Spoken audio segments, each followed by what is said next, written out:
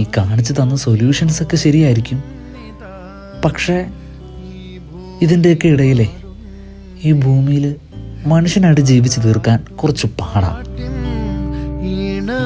നീ ഒരു ദിവസം മനുഷ്യനായി നോക്ക്, അപ്പൊ അറിയാം. ഞാനൊരു ദിവസം മനുഷ്യനായാൽ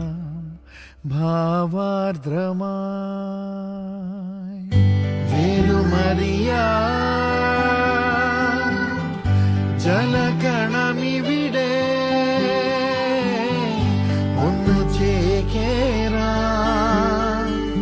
കൊടുത്തന്നൊരിടമിവിടെ മെല്ലെ വിരിയാ കാത്ത